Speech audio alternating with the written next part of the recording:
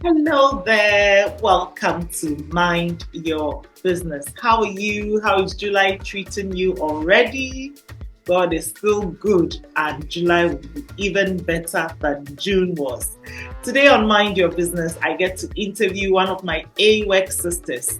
Just in case you don't know what AWORK is, it's African Women Entrepreneurship Cooperative. It's a program, for me, it's like an MBA. It's a 1 year program where you get to work on your business. And I did mine 4 or 5 years ago.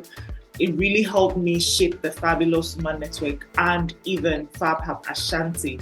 Currently, I also serve as a mentor on the program, and that's how come I met Amanda because she was in a later cohort than me. So we are AWORK sisters. Yes, I know I'm blabbing about AWORK, but it's such a great program, and I just want to use this opportunity to say, if you're not part of it or you haven't heard about it, you haven't bookmarked it to apply to it, please look for it. Just Google AWORK, AWEC, African Women Entrepreneurship Cooperatives. So this fabulous woman I am interviewing today, I met through AWORK. She's amazing. She's called Amanda Akushie. She's actually a business transformation consultant with specialty in, wait for this, customer experience, management strategies, change management, project management, business development, corporate communication, business process review, and digital marketing. How many? That's 9. And she's amazing. There's this excellence to the way she just shows up. It's so beautiful to follow her. Okay, let me go on. She has over 12 years of professional working experience planning businesses in the engineering and manufacturing industries, and she has a passion to work with businesses to improve their processes and develop strategies targeted at transforming their overall employee and customer experience to reduce costs, improve service, and increase revenue.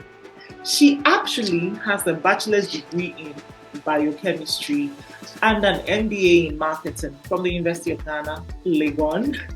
She is also currently the lead consultant and founder of Nile Consult. I hope I got it right. Nile Consult, where they support businesses with strategies to help them be highly productive and deliver an efficient experience that improves their conversion rates and brand awareness, fosters loyalty, and ultimately leads to an increase in revenue. Ladies, as you know how we do it. Oh, sorry, and gentlemen, just in case you're a gentleman, get your kappa, maybe a notepad and pen, because you never know. I have got my pen here, got my notepad here. It's right here. See, got it right here. Shall we interview the fabulous Amanda? Fab Hub Ashanti, a haven nestled at the tip of Kumasi, where fresh air meets serenity. Fab Hub Ashanti is a residential learning and event space perfect for your corporate training, staff retreat, group hangouts, and wedding receptions. With 4 rooms and 15 beds, you and your group can sleep comfortably. What makes us special? Fab Hub Ashanti is not just a space, it's a commitment. By choosing us, you support community projects empowering women and youth. Join us at Fab Hub Ashanti off Aful Junction, Abuabukesi, Kumasi. Fab Hub Ashanti, here we grow. Hi, I am Ahmed Duncan, founder of the Fabulous Woman Network. Before 2015, I was that broke girl who was stuck in her own limiting belief of not enoughness. Marianne Williamson's words, "You are a child of God," woke me up. And then I sought help to work on myself. I still invest heavily in my personal development, and so much has changed for me in the most incredible ways. My burning desire is to see an Africa in which women are empowered to thrive and impact people.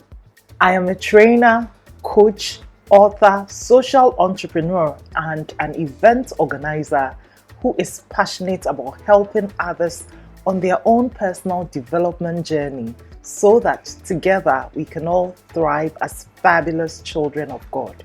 Mind Your Business is our weekly podcast which is free on YouTube. Here we share enriching content to help us all thrive as fabulous children of God. And if you prefer to work with me one-on-one, please go to my website amaduncan.com/store to book a discovery call with me. Thank you very much, Alma, and it's a pleasure. It's an honor to really be on your podcast today, and I appreciate it. Sure. So let me also say that congratulations, because you were in cohort 6 of AWEC and you actually completed with flying colors. So congratulations on that. Thank and you. also on Business Growth Accelerator, which is your program that you get to talk a bit about as we go, And like I said, I've been watching you, I've been following you. I know you're a seasoned customer experience consultant, and I've seen some of your posts, the work you do. You've worked with some colleagues of mine, and I think it's really beautiful.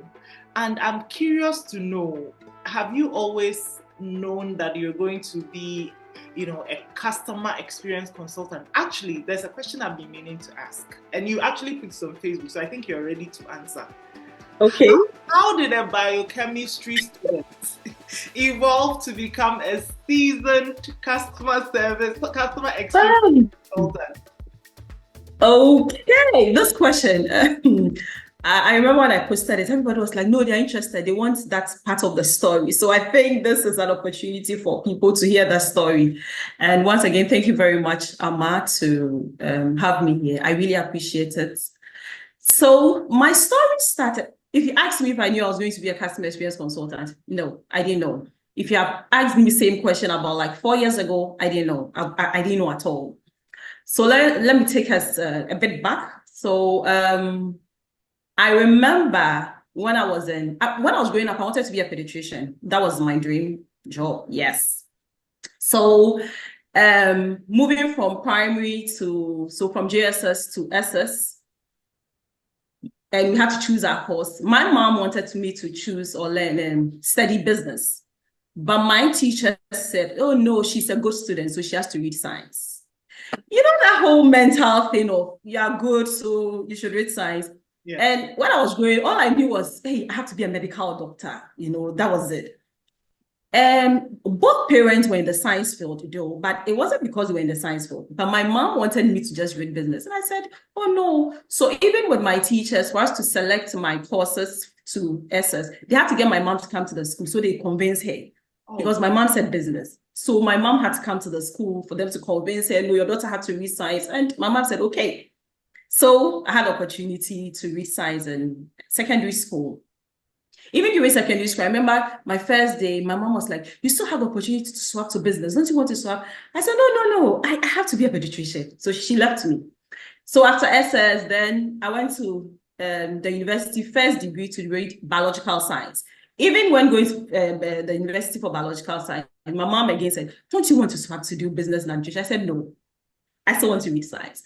So it was that time that you had to go to the medical school from first year, from biological science into the medical school. So I couldn't get into the medical school first year. Second year, you can choose any of the allied health, but I wasn't interested. I think from there, I started losing interest in reading medicine.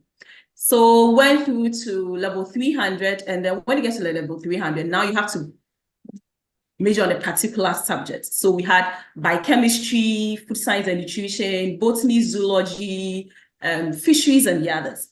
And again, the mindset of if you don't get to read medicine, then you need to read biochemistry or food science and nutrition to qualify as a good student. I mean, it's that mindset that we need to clear. It's sad, but that was the mindset. If you went to Legon and you read biological science, you know that once you don't make it into medicine, or maybe you don't want any of the dentistry, physiotherapy, and you go to the 300, then to justify that for people to think you're a good student, you need to choose biochemistry or food science and nutrition, because with that one, they will choose you based on your grade point as well. So you have to apply. So I applied, and then I was selected to read biochemistry. So I remember it was in 400, and I went to one of my lecturer's office, and I think I want to give a shout out, Dr. Jimmy. Like, I went to Dr. Jimmy's office. I said, Doc, I don't want to do it again. And that was 400. I mean, I think it was first semester. And Dr. Jimmy said, Amanda, why? You're a good student. Why don't you want? I was like, Doc, actually, I'm not enjoying the biochemistry. I'm chewing and pouring. I can't feel the practical part. It's a bit like abstract. So I remember for continuously like a week or 2 weeks, every morning, Dr. Yumeni I had to pass by his office to try to cite me. You have to finish because 400. What are you going to stop? What course else are you going to read? Because I have come this far. And then I said, okay. Even after that time, I still didn't know what I was going to, whether I was going to read marketing or customer management. I didn't know. So then I finished. And then during that time, I had opportunities to also do some attachments with some research companies. And then that was the time I realized that, okay, I think biochemistry is not for me, let me say. The reason being that I saw some of the equipment, when we're growing up and you can do integrated science, there was this one mass spectrometer. Everybody was drawing mass spectrometer, maybe for the science thing. But when I went to the science lab, the first time in a research company, I saw mass spectrometer. It was like what we're drawing in school. It was like I went in school, it was something, but the physical thing, let me say, for lack of explanation, looked like just like a pointer. And what we were drawing really was inside. That's what we're drawing. So I was like, so why were they touching us to learn all these? And when I was in the lab for 2 different times I had attachments, I thought it was a bit different because nobody's expecting you to know eject, and this brings out, and you pick the, no. And because even in the lab, you're supposed to have the documents with you, learn how to do it, look at it and do all your process. So I realized that this science thing, is it for me? So I completed, and then I had opportunity to do my national service in the food and processing company. So whilst there, one of my supervisors, managers, had to undertake a project. And with the project, it was an international, multinational company. So with the project, he had to get the employees or the people on the factory floor to be efficient, reduce waste, and then increase profits. So it was a project around that side. And then she came for me from my department and said she wants me to help her with that project. So it was during that project that I realized that, Amanda, you're a people's person. I did it with so much ease, like trying to influence them, get them, because we're getting the parents' company supervisors coming down. And when they came, everyone was impressed. So I started having that interest of, okay, I think I want to do something that is, not really science related. And whilst with my national service, afterwards, I had opportunity to still stay. Then I got a job, a formal job, which was in sales and marketing. It wasn't in science. Okay. And then I applied for it. I said I'll apply. So I went for the interview. And then in the interview panel, the MD of the company was in there. And when he realized I read biochemistry, and my thesis was in moringa in Sprague-Dawley rats. So he was interested because the company had a system. Wait, let's talk about the rats. What rat? Sprague-Dawley. So, let me say in science, most often, you hear that when they want to check something or when they want to investigate into medicine or anything, they test on rats. So these are the white rats. Yes. So I did mine. And really, when I was doing my thesis practical, it was one thing I loved in my science journey. I was always looking forward to go to the lab, set my moringa concentration, my feed the rats with it. The day I was supposed to cut the rats. Like, I loved that aspect. So I realized it was the abstract part I didn't like. And also, as I mentioned with Dr. Jimmy, I loved his teaching because when he comes to class, he was able to put together some structure to let you know how the bonds that we're talking about looks like. So he can tweak it, he can change the shape and say, okay, so the carbon is around there, the hydrogen. So I could relate with it, but if not, it was difficult for me to relate with it. So I couldn't really appreciate it well. So it was after then did my thesis. So when my MD realized that, I did something in moringa, and then he mentioned that we have a sister company that is into the manufacturing and processing of tea and moringa tea. So he rather thinks I'll be good in that company. And I said, no, I don't want to do it. And he was a bit surprised. So he said, okay, he will still give me the opportunity to be in the engineering. So it was an engineering company. sales and marketing, and he'll give me like, I think 3 months to prove myself. If I should be there, if not, he would move me to the other sister company who is into the moringa processing. I said, of tea bag. And I said, okay. So I'll also say my MD gave me that chance and took a chance on me. So when I went to that department, sales and marketing, after I think a month, then my MD called my immediate supervisor, was like, keep her, we are not changing her. Yes, I remember, and I'll say, Dr. Atta, like, he took that chance on me, and I thank God, I'm proud. I didn't disappoint him because I didn't know him from anywhere, and it wasn't a course I've studied, nothing. I'll say by God's grace, I'll say it's a gift. So I was in the sales and marketing department, and I loved it, dealing with people, trying to solve problems. And as at that time, I realized something was missing, which was not customer service. But I couldn't explain it because I realized, okay, frontline employees were doing their work well, but operations, engineers, design team, there was something missing that they don't see it as customer service. And I couldn't really tell what it was. So fast forward, I went back to uni to read my second degree, and I read MBA in marketing. So it was during my MBA in marketing that I chanced on customer experience. So then that was like, okay, this is what I was talking about, that there's something which is not customer service that people think is because they are not related to the customer, it's not their job, or they don't have an impact. So when I read my MBA in marketing, I finished, I was now ready. I was now trying to look for other courses, certification courses in customer experience, because I wanted to understand, I wanted to really appreciate it. So took accredited certifications in customer experience, because I wasn't getting any here in Ghana, so you had to take it like in UK, with some UK companies. So I took all my certifications in customer experience, and then that's when I fell in love with customer experience. And I realized the impact it had on businesses and how businesses are losing money, losing employees, losing customers because they are not paying attention. So after doing corporate for over a decade, I said, okay, I think it's about time. I want to move on to support businesses to leverage on customer experience to be an integral part of their business strategy, so that we'll be intentional in designing experiences for them to be able to delight their customers, improve employee engagement, and also increase business profitability. Then I formed Nile Consult. So Nile is a Ghana word, which means knowledge. So it's a local word. People think it's an English word because it's now. No, but it's a local word, yes, which means knowledge. Yeah, then that's Amanda in the customer experience industry. Wow, what a beautiful story. And you and rats and everything. I mean, I'm imagining you with all, your nice glasses. Yeah. I get people say, so you've left all your biochemistry, but no. Biochemistry has really played an integral part in my professional journey, because me being analytical, me being very attention to details, my critical thinking, everything was because of my science background. I remember even when I went back to read my master's, one of my lecturers said, but why are you reading marketing? You should read finance. And I said, no, the fact that I'm good with numbers doesn't mean I really would enjoy sitting in the finance, like doing finance.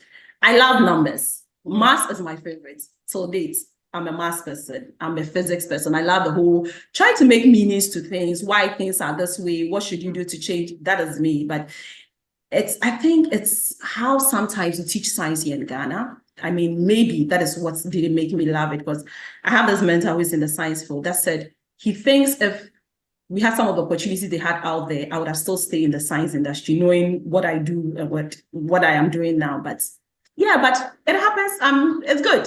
So here am I now. I think it's great. It's great that you have diverse experiences and you are bringing it all to bear where you are.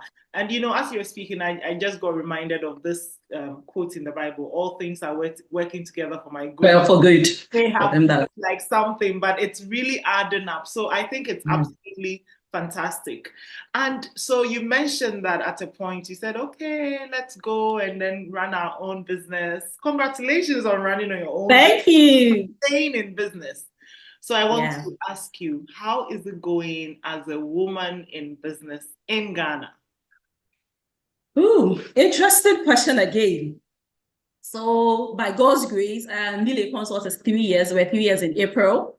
this year. Yeah. And running a business in Ghana as a woman, I don't even want to use as a woman, like it's still same as a gentleman. And also because I would say, because I had the opportunity to work in a corporate industry or structured industry, that also contributed to me building my business, to put in the structures that I need to put in. Because in that field, it was men dominated engineering. So I'll go for tenders and it's all men in the room. I'll go to the construction site, it's all men. And sometimes they see us like, okay, what are you doing here? So even at a point when I left, people thought I was really they thought I was an engineer because I could speak the language. And I always say it's because of my science background. So irrespective of any science field you put me in there, I would fit because I still understand. If my kids are sick, I understand. At least I know the first aid to give before I call the appendix. Like, I understand. Yeah, so running a business, I'll say, because I had the opportunity to be in corporate, it shaped me. It's really shaped me, shaped my mindset, shaped some systems processes that I need to put in place once I started my business. I get people asking me, so how did you know you have to register for GRA, you have to do this? It was because I learned it when I was in corporate. So when I started, I implemented all those things from the word go. And in my corporate life, I had to do a lot of B2B sales as well. So, and that is what I have to do now. So trying to knock on doors, writing proposals, pitching, justifying presentations. I learned all these things when I was in corporate. So I'd say it's not really been difficult trying to navigate, also because I have people around to advise. So starting my business, there are times that I ask, hey, can I do this? Is this thing really for me? Will it succeed? You know, and what I console myself with is, I remember, I always take my mind back when I started corporate in an industry I had no clue in, and in a department I had no clue. And I always tell myself, okay, Amanda, remember, when you started, you didn't know, but after a decade, 11, 12 years, you were so good in the industry. That means it's the same thing here. Everybody started from somewhere. So that's one thing I tell myself. Everybody started from somewhere. So just start and continue, you can make it. So it has its ups and downs, but I'll say you just need to stay focused, have the right people around you. There are days that I feel like, today I don't feel like working. Or when is the next customer coming in? When is the next project coming in? Hey, will I be able to pay all other things I have to pay this month? But one way or the other, God always comes through for me. God always comes through for me. Reminds me of just when I was about to quit my job, a friend sent me the song, God Will Take Care of You. And for the past 9.5 years, that has literally been it. You know, I couldn't even take credit for a single thing. So it's really, really him. I know sometimes my husband and I, we have this joke where someone is successful and then you ask them, oh, how did you do it? And they say it's God. And then we are laughing because we are like, oh, but the person should tell you what they really did. But what they did is God, like literally. So I totally do understand. Yeah. Yes, you put in the effort and all, but some gigs come and you're like, no, this one, I don't even know the source. I don't know what I did to get this, you know? So I totally get you. I'm high-fiving you. Okay, so you said something. You said customer experience is a business strategy. You've put 4 giant words in one sentence. How do you mean by this? Okay, so when I say customer experience is a business strategy, I always say customer experience needs to be intentionally designed. You don't just win because, oh, we are providing good experience. And I think it's a buzzword now. Everybody says we are customer-centric company, but are we really customer-centric? So customer experience, just like our business strategy that we sit down to meet different departments coming together, to put the pieces together, to develop the strategy. And we have a strategy, we are going for a strategy session for the year. Your customer experience strategy needs also to be designed. You need to sit, because it's not the job or role of just one individual or a department. Because for you to be able to achieve that experience and for you to be able to deliver on your brand promise as a business is the responsibility of everybody in the company and the responsibility of every department. So every department needs to know their role in shaping the experience of the company and delivering on the brand promise of the company. And customer experience, we say it's it's been overseen by the C level, so by the CEO. So the CEO needs to have that and drive it down to the last person. Because customer experience is all about the experience you give to your customers at all your touch points. Yeah. And your touch point is not limited to just the individuals. Your digital platform is handled by another department, the IT, the e-commerce. Because in the past, people think customer experience, it means, oh, is that the front line up just interacting? But no, it goes beyond that. It goes beyond just the front line interacting. It has to do with your digital experience people have on your digital platform, the employee experience. It has to do with your product packaging experience. It has to do with everything. To the extent that we have what we even call citizen experience. So customer experience basically is that bigger umbrella. So for you to be able to achieve it, you need to sit down, intentionally design it so that it's interconnect or it becomes an integral part of your business strategy. For you to be able to even increase profitability, keep your employees, keep your customers, that needs to form an integral part of your business strategy. And as you're speaking, 2 key touch points, I would use your words, though they may or may not be. Okay. Washrooms, and then some banks, they are ATM machines. I mean, ATM is machine, right? Yeah, ATMs. You go and, I mean, oh God. So yeah, it's really a lot. Your billboard is even speaking about you, how your staff dress, if they are walking around with their Friday wear and they're in a certain place, you know, so it's really broad, and I think it's so important. A lot of times, and I am also a business owner, so I'm ministering to myself here. You know, we spend so much money in the facility and all, but it also has to go into the staff in order to, you know, get things right for the customer. Yes. Sometimes feedback helps when we hear from the customers, and I'm like there was I think one feedback I had, I'm like, oh my God, and I'm supposed to be teaching customer service. I felt so embarrassed, you know, but then I'm so grateful that feedback also came. So these things, as a business owner, it's so easy to take it for granted, but it's so important. It goes a long way to make the bottom line go up or down. You know? Exactly. So yeah, that's some important work you're doing. Yeah. Now, as you know, in our community, we have a lot of the ladies are business owners, some are leaders like you and I, and we have very full lives. Like I, you know, recently I was saying to myself, oh my God, Amma, like you're a business owner, but you forget that and you're always focused on your profession because it's like, oh, that's where there's the quick cash. So let me go and do training and all.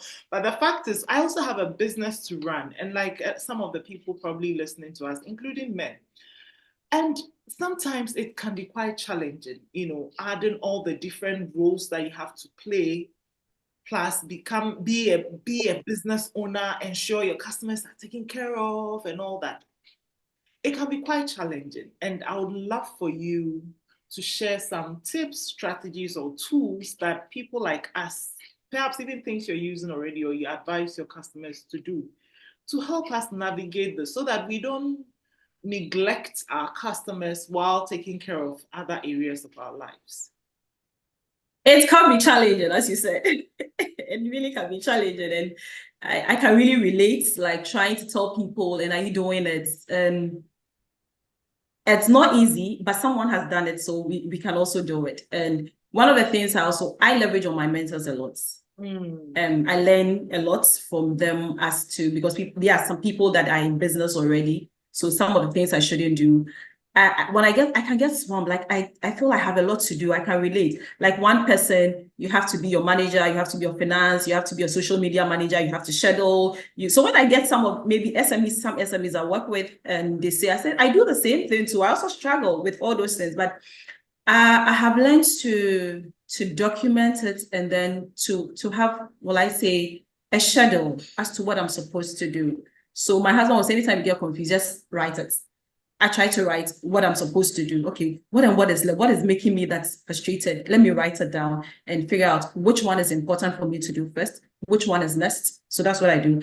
I try to leverage so much on, let's say, Google Drive to keep my items in. So irrespective of wherever I am, I carry my laptop. I don't have to get home before I don't have a laptop. Anything, I'm able to work with it as well. So one thing I also do is I try my best, not easy, try my best to decouple myself from when it is a professional setting as work I try to focus. And then once I'm out of it and it is related to family, I try to focus, because the moment I try to bring family issues and social issues, like the struggle, and I get in the professional setting to work, I feel like I'll be stressed. So I try to decouple both. And one thing also that has helped me is having the right support system. I would say it's really, really helpful. And the support, because sometimes you just need somebody to vent to. Sometimes you just need somebody to check if you're on the right track. Sometimes you just want to speak to somebody with some frustrations and you just want to let it out so that it doesn't like suppress you. And sometimes you just need to ask a favor or from somebody as to in terms of, oh, where will I get so and so help from? And I'll say surround yourself with the right people, feeding yourself with the right things, having the right support system. I would say leveraging on coaching and mentors. I can't stop saying that has really, really helped me in this journey, because people are sure you have 3 years in entrepreneurship. Yes, 3 years, but it's been God's grace and it's been the putting in the work as well. You should be ready to put in the work. We sometimes see people and we think it's all easy. It's not that easy, because you have to put in the work to be able to get that result that you have to get. You have to take some courses so that you'll be able to keep yourself abreast with what you're doing. I have people who say, don't I get tired in learning? And I said no, because learning is part of my value. Learning is a value I uphold, because until I learn, I wouldn't know. And when I learn, it adds to my confidence and I'm able to support other people. So that's why I keep learning. So you learn to also gain that knowledge and to help you in your business. I take courses like, if once is needed, attending conference and networking events, anything that will help me to build my business. And I'm in the position, even if it's monetary to pay, I'll pay for it as well to leverage on it. So speak to people, leverage on your network, open up yourself to learn, and yeah. And with God, not forgetting God. God is the center of all this. Absolutely. You'll be good. Absolutely. I have a number of questions all jammed up in my head based on... Let it come. But I think one thing you said something about what feeding your mind or something, and it reminded me of the book you mentioned that you were reading, and because you are part of the Girls Go Getter, right? So yeah, in a certain book you mentioned, how is it going? I forgot the name of the book. Is it Think and Grow Rich? Was that? Yeah, Think and Grow Rich or something. Yeah. I think that was for the month of May. Okay. Yeah, it was May we were in Botswana. We were in Botswana in April. So it was, okay, well, maybe it was a May book. Yeah. It was the time you mentioned. I think we try to read a book every month. And initially, you had asked me to read a book. Like, I have friends, mentors who buy me a book and they'll ask me, and then I've not read. But last year I said, no, I think I want to start reading. And sometimes I'll take a book and I'll start, and my husband will just look at me, I was like, I'm waiting. Because he knows after 1 week it's an idea wonder, I'll just drop it. So I remember when I started this somewhere in November, and he was like, okay, I'm waiting. But now he realized that, hey, this lady is serious. Like, from November till now, every month you would get me reading a book. So what book are you reading now? Money. Oh. Yeah, I'm reading Money from Rob Moore? And I love it.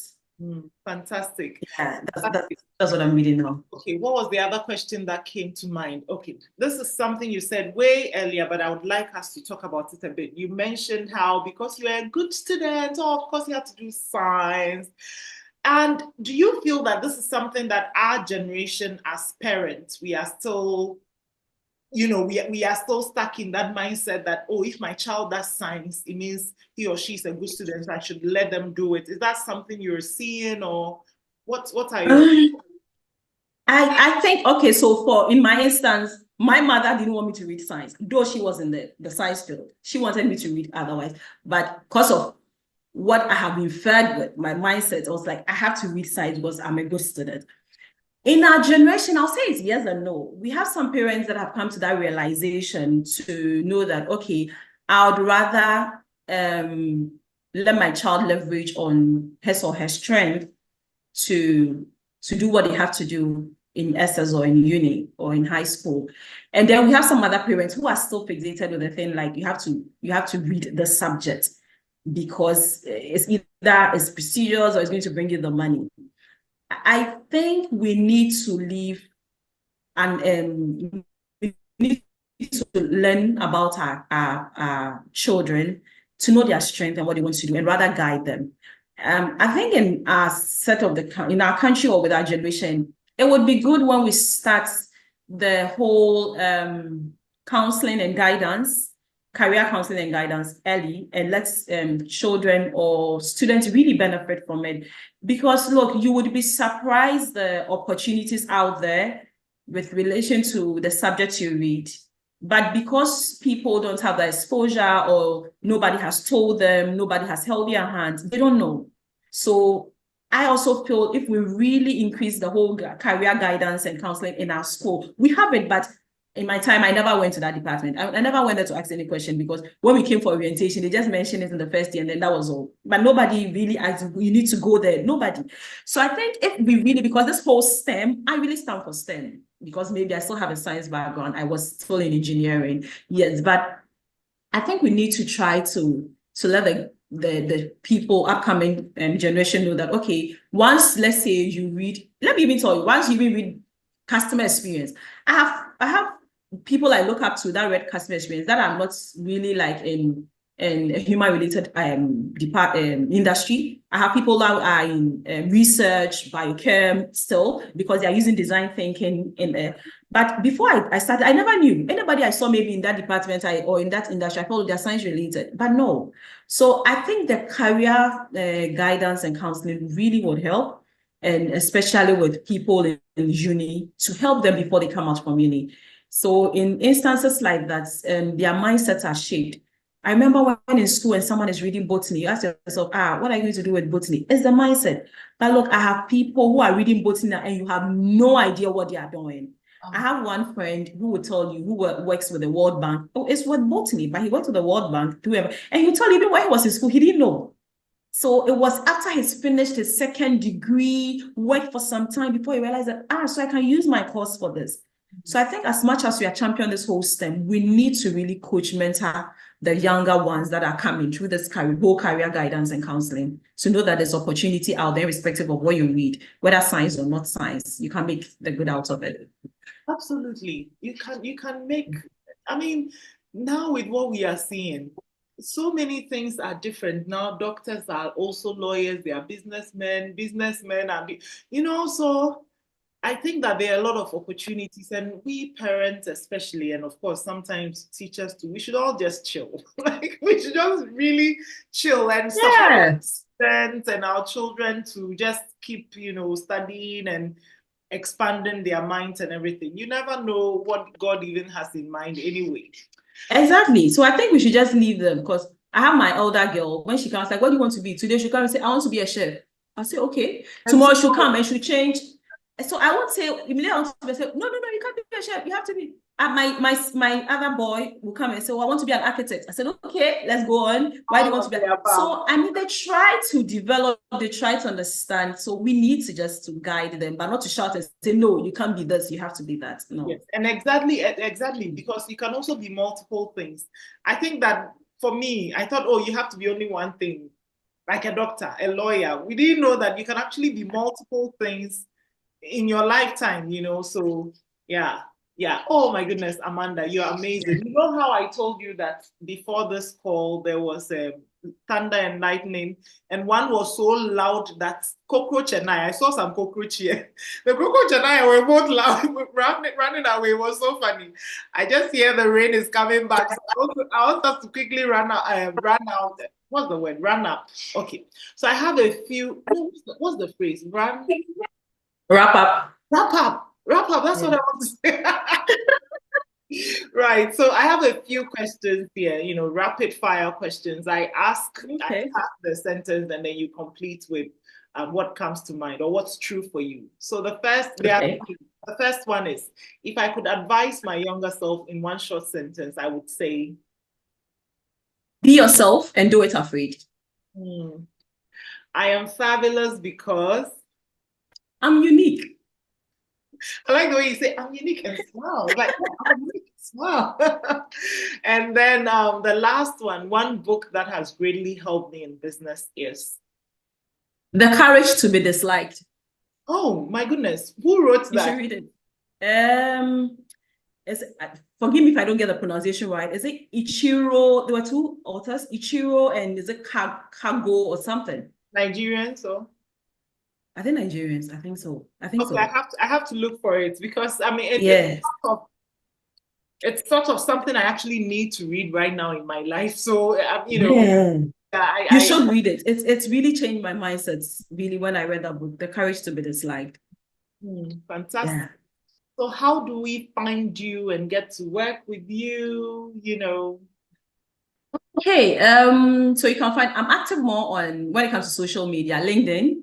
Amanda Akushie on LinkedIn, and also second active place is Instagram, which is also amanda.akushie. You can also find me through my website, which is nileconsult.com. So the Nile is N for 9 ILEE consult.com, or you can send me an email, amanda.akushie@nileconsult.com or amanda.akushie@gmail.com.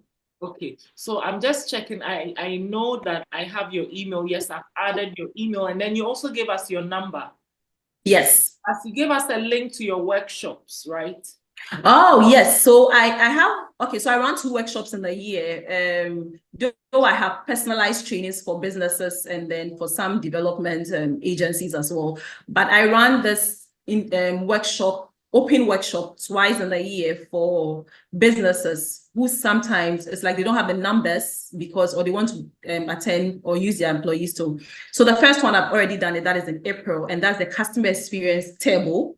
And that is really related to frontline employees, entrepreneurs, or people who are running business themselves. But the one upcoming is in October, and that will be the 3rd edition, and that's the Business Growth Accelerator workshop. So with that one, it is it's a 2 days workshop on the 4th and then on the 5th of October, and that one is designed for entrepreneurs, business owners themselves, or supervisors, because that is much more the customer experience strategy. So you need to understand your business, and you should be in a position that you run. Yes, and so the link is also in my website. You save your seat because it's open for a limited number. It's not a conference. I always tell people because I want that one-to-one. It's open just for 20 people. So when the seat is full, it's full. So I'll say yes. Click on the link and save your seats.